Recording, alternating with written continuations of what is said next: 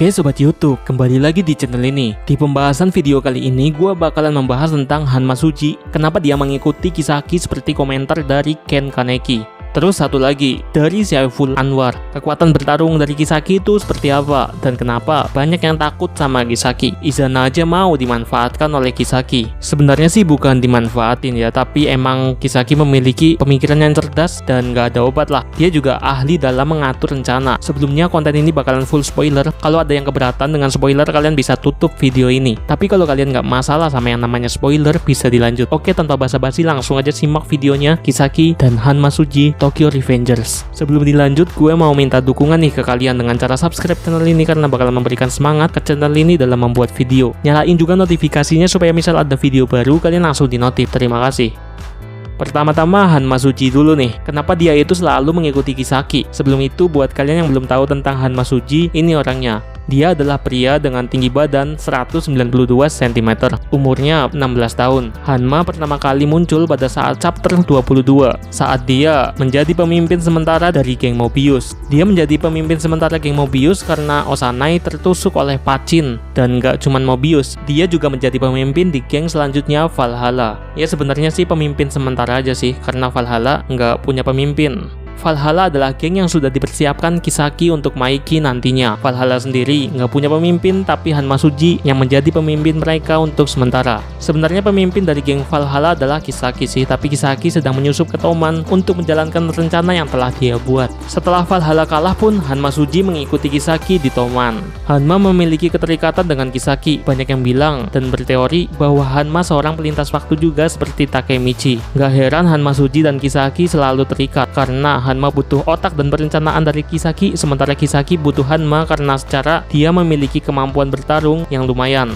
Untuk Hanma Suji yang melintasi waktu baru teori sih, tapi jika benar berarti mereka sama kayak Takemichi dan Naoto yang selalu terikat dan saling bekerja sama untuk menyelamatkan Tachibana. Hanma Suji mengikuti Kisaki terus ya karena Kisaki memang pandai dalam mengatur rencana. Rencana yang dilakukan Kisaki itu kayak udah disusun secara rapi dan bertahap. Tapi sayangnya semua rencana yang telah direncanakan oleh Kisaki selalu aja digagalkan oleh Takemichi. Sampai-sampai Kisaki menduga kalau Takemichi bisa melintasi waktu. Nggak heran pas Kisaki tahu bahwa Takemichi bisa melintasi waktu, dia juga nggak terlalu kaget. Soalnya semua rencana kayak pertarungan dengan geng Mobius, di sana Kisaki sudah menyiapkan rencana untuk kematian Draken, tapi gagal. Ya suatu saat Kisaki dikeluarkan dari geng Toman. Hal ini merupakan keputusan dari Maiki. Maiki sudah menyadari bagaimana kebusukan Kisaki. Kisaki memang bertujuan untuk membuat Toman lebih besar lagi, tapi cara yang dilakukan Kisaki sudah keterlaluan dan salah. Nah ini yang menarik nih. Hanma Suji yang mengetahui bahwa Kisaki dipecat dari Toman, dia juga ikut keluar beserta anggota geng Mobius dan geng Valhalla yang telah ia bawa. Hal ini akan menyebabkan berkurangnya anggota Toman secara pesat. Untuk kekuatan bertarung Kisaki sendiri, sebenarnya dia nggak jago-jago amat untuk bertarung. Saat Kisaki berhadapan dengan Takemichi aja, yang bisa dia lakukan tuh cuman lari aja guys. Dia selalu melarikan diri sampai nantinya Hanma Suji datang untuk menolong. Kejadian ini pas insiden Kanto. Saat pertarungan 1 lawan 1, Kisaki kalah mudah sama Takemichi. Dan Kisaki cuman mengandalkan senjata aja. Sebenarnya Kisaki memiliki tujuan untuk lebih baik dari Takemichi dan menjadi nomor 1 di Jepang. Hal ini ingin dia capai meskipun nggak bisa bertarung.